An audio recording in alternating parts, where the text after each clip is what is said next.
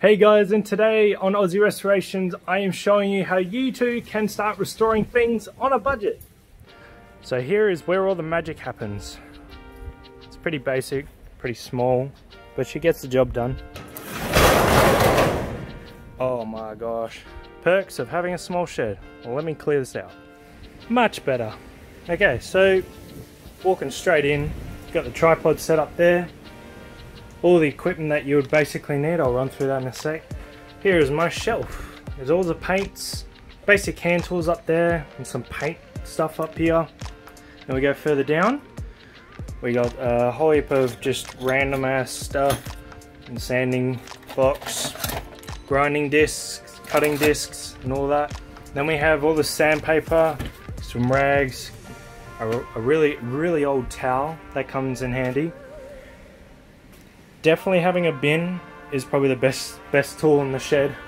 Now we come over here to where everything happens, and you may notice this has never been featured in my videos.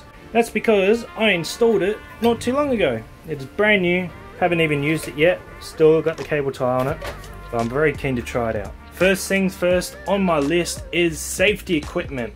You want safety equipment like gloves, respirators, hearing protection, eye protection, and any other protection that you may feel is best. This is because you don't want to go to hospital because you got something in your eye, something in your hand, or what else, you've gassed your lungs out.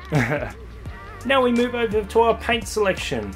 We have our paint stripper, wax and grease remover. I prefer that because it's a bit stronger than the rest, and we have our different selections of paint. You're going to need a primer, you're going to need color coat and clear coat. Basic hand tools, all my hand tools are in a different toolbox, but you're going to need like screwdrivers, files, multi-grips, pliers, and anything else that's going to make your life easy. And also you'd be surprised how a toothbrush can go a long way with helping you out. So that comes in handy. And can't forget some different types of sandpaper, ranging from anywhere between 400 grit to like 2000 grit. But that can come pretty cheap, like $1 a sheet. And also, if you can get one, I'd invest in a vice grip.